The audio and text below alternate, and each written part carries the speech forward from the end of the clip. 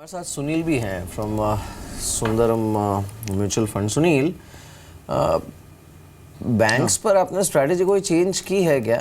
Have you reject your recent investments banking stocks में in your funds? No, we remain fairly bullish on the BFSI space because for us, if you look at it, I think the demonetization is actually favorable for the banks because the huge number of new bank accounts being opened, huge number of flows that are coming in to them.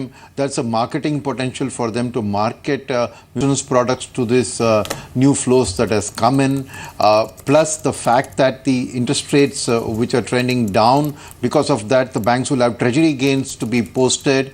And we are one of those who believe that the NPA cycle is closer to the end than at the beginning. So we see that incrementally, while the market may be expecting even higher NPAs, the market will be pleasantly surprised by the actual reported NPAs being lesser than what the consensus estimates are. So overall for us, we are remaining to be bullish on the banking sector fund. We have a specific financial sector opportunities fund wherein we are continuously investing in the bank stocks, because so far the bank stocks which have done well have been those who are in the consumer lending space and those which are in the private space, private banks.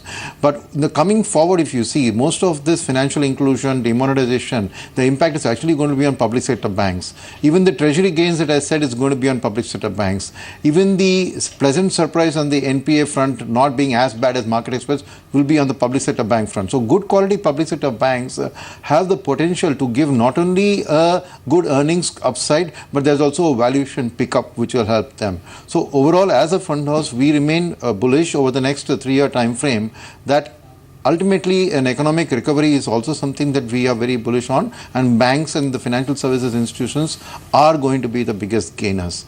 So for us, the current set of corrections that are happening are actually good buying opportunities. जी, एक और चीज़ mister Subramaniam, ये जो अब upcoming RBI policy होगी इन फरवरी, क्या उसमें कोई rate cut की होप्स करनी चाहिए? हाँ। क्योंकि कल जो आरबीआई के मिनट्स जारी हुए हैं उसमें एक साफ इंडिकेशन दिया गया है कि प्राइमरी ऑब्जेक्टिव इन्फ्लेशन रहेगा। उन्होंने ये भी कहा कि नोट बैन की वजह से एक छोटा कट आ सकता है, लेकिन वो बहुत टेम्पररी होगा।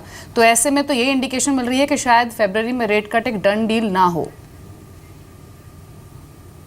हाँ, जरूर। देखिए, एक चीज जो मिस्टर रघुराम राजन ने किया था कि वो अभी मॉनेटरी पॉलिसी का कमेटी जो बना दी है और उनको एक क्लियर डायरेक्शन दिया है कि real rate of interest 1 to 1.5% target करना है। तो फ्लेक्सिबिलिटी जो उनके हाथ में है वो चली गई है, और आप देख सकते हैं कि ओवरऑल इन्फ्लेशन का नंबर जो आता है और रियल रेट जो मेंटेन करना चाहिए उससे रेट कट जारी अगले 15-20 डेज में आपको पता लग जाएगा कि जो इन्फ्लेशन नंबर्स आते हैं तो उससे रेट कट होगा कि नहीं होगा। ये डिमोनेटाइजेशन तो एक प्योरली शॉर्ट टर्म इम्पैक्ट है, क्योंकि आरबीआई को भी पता है कि रीमोनेटाइजेशन की एफर्ट जो चल रही है वो डेफिनेटली 3 से 6 महीने के अंदर वापस एडिक्वेट कैश लाएगी इकोनॉमी में। तो फॉर रीमोनेटाइजेशन रेट कट आना ये मार्केट का एक गलत एक्सपेक्टेशन था पिछले पॉलिसी में भी, और अगले पॉलिसी में भी आपको डिमोनेटाइजेशन को हटाकर देखना चाहिए कि इन्फ्लेशनरी ट्रेंड्स क्या है। और इसमें याद ये भी रखना चाहिए कि इंटरनेशनली अभी ऑयल प्राइसेस वापस राइजिंग ट्रेंड पे है और कमोडिटी प्राइसेस भी टर्न अराउंड हो रहे हैं। तो इसके कारण अभी इन्फ्लेशन के एक्सपेक्टेशन के ऊपर थोड़ा आरबीआई भी कॉशियस रहेगी। तो ये रेट कट का सिनेरियो अब इट्स टू अर्ली टू से एट दिस पॉइंट, बट आपको ये सोचना चाहिए कि इन्फ्लेशन क्या होगी, उसके माफिक ही वो रेट कट का डिसीजन लेंगे।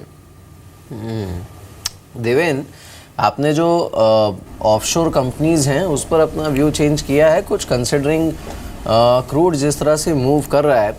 एंड थैंकफुली एटलीस्ट इस स्पेस में ये भी है कि since the linkage is not so heavy demonetization के साथ, वो कुछ हद तक इसे इंसुलेट भी कर देता है डोमेस्टिक हेडविंड से।